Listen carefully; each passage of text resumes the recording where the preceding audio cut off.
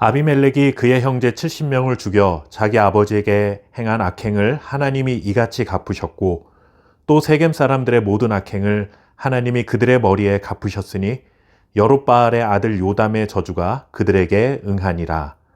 아멘. 기드온이 죽은 후 그의 아들 아비멜렉은 형제들 70명을 죽인 후에 세겜의 왕이 되고 세겜을 3년이나 다스리게 됩니다.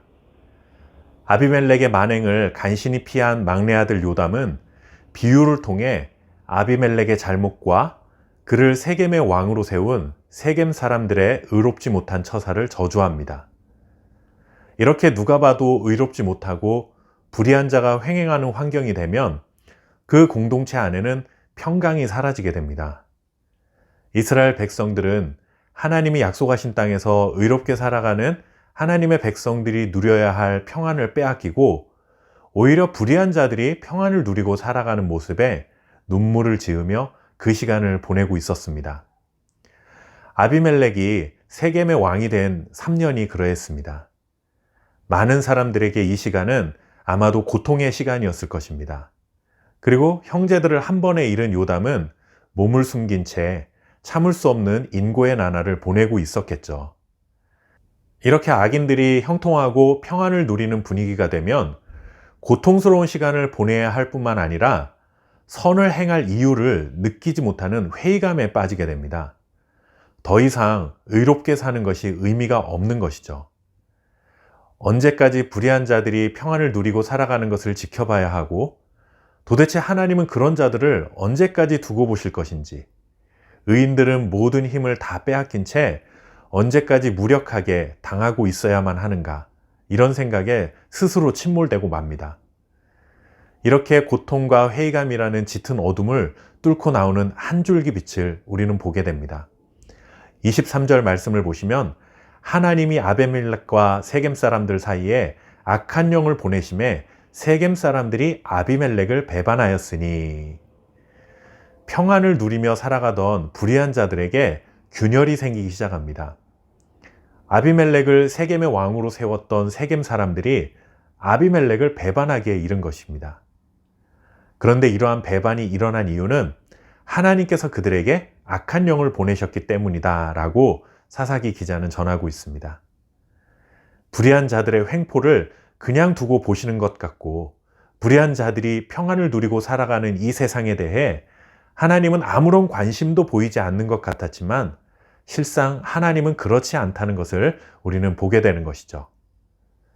불의한 자들의 평안을 지켜보며 고통의 시간을 보내야 할 그 사람들에게는 그 3년이라는 시간이 굉장히 힘들고 어려운 것은 맞지만, 결국 하나님께서는 불의한 자들에게 심판의 칼을 드시는 순간이 온다는 것입니다.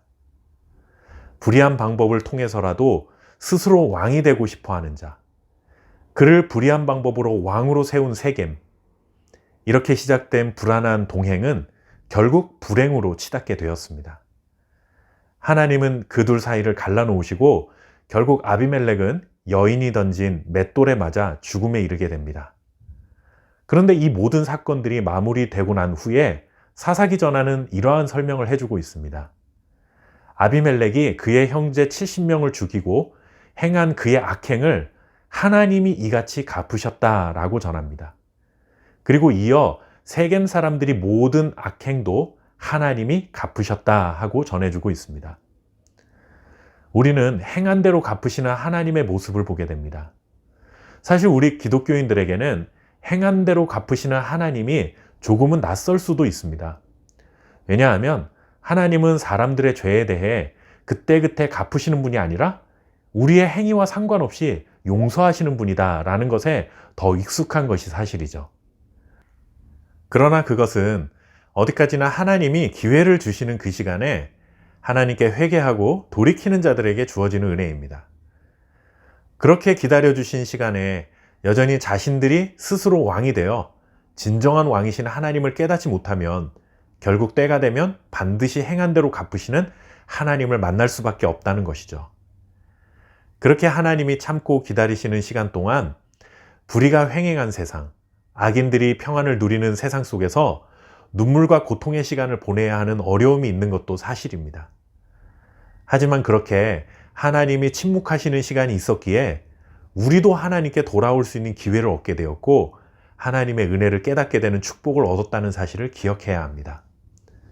하지만 그렇게 기회를 주셨음에도 불구하고 그 기회를 꽉 붙들지 못하는 자들에게는 행한 대로 갚으시는 하나님의 심판이 임하게 될 것입니다.